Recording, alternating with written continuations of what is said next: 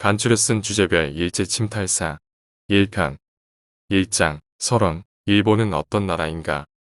전쟁을 통해 만난 일본을 미국은 도저히 이해할 수 없었다. 서양 사람들이 지니고 있는 일반적인 경험과 사고로서는 일본인들의 사고와 행동 양식을 이해하기가 어려웠다. 다시 말하면 일본 사람들을 이해하지 않고서는 도저히 전쟁을 효과적으로 수행할 수조차 없는 형편이 되었다는 얘기다. 미국의 작전에 일본이 어떻게 대응해 나올 것인가를 가늠할 수 없었기 때문이다. 일본 본토에까지 진격해야 하는지 천황의 궁성을 폭파해도 되는 것인지에 대한 판단도 명확하게 할 수 없었다. 그래서 할 수 없이 미국 정부에서는 일본 민족은 어떤 민족인가를 알기 위해 1944년 6월 미국의 인류학자 로스 베네딕트에게 연구를 의뢰하였다. 그렇게 해서 태어난 책이 이제는 고전이 되어버린 국화와 칼이다. 이 책에서 베네딕트 여사는 일본인들이 갖는 사고의 모순 구조가 날줄과 시줄로 엮어져 있는 것으로 보고 이렇게 말하고 있다. 일본인들은 최고로 공격적이면서도 평화적이며 군국주의적이면서도 탄미적이고 불손하면서도 예의 바르고 완고하면서도 적응력이 뛰어나며 유순한 듯하면서도 사납고 성실하면서도 부성실하고 용감하면서도 겁쟁이이고 보수적이면서도 진보적이다. 그러면서 그는 자기에 대한 남들의 평가에 대해서는 민감하면서도 남들이 보지 않는 데에서는 범죄의 유혹에 쉽게 빠진다고 말하고 있다. 또한 용서할 수 있을 듯한 어떤 행위에 대해서는 맹렬히 비난하고 위법으로 보이는 어떤 행위에 대해서는 아무렇지도 않게 눈감아버리는 태도에 대해 끝없는 의문을 나타내주고 있다.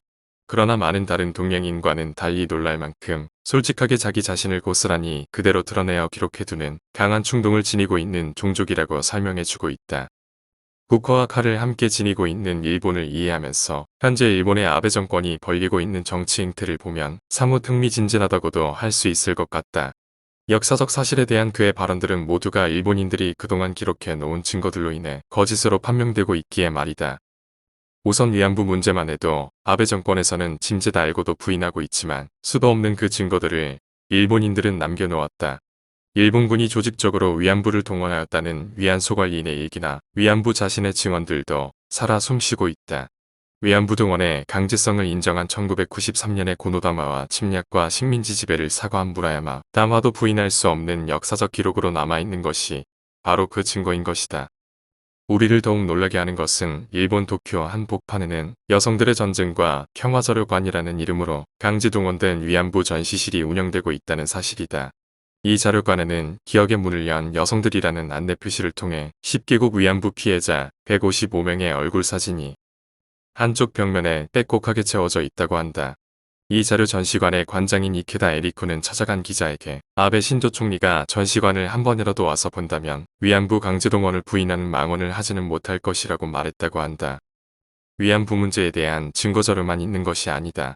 일본이 밝히기를 거부하는 인간 생체 실험을 어떻게 했는지에 대한 기록 또한 비록 전후에 점령군이었던 미군이 모조리 반출해 갔다고 하지만 여전히 살아 숨쉬고 있다. 하얼빈에는 731부대, 북경에는 1855부대, 장춘에는 100부대, 남경에는 1644부대, 광주에는 8604부대가 그것이다. 명성황후에 대한 시해 사건도 1923년의 관동 대지진 때 자행한 조선인 대학살 사건도 사진으로 신문기사로 또 외교문서로 남아있다.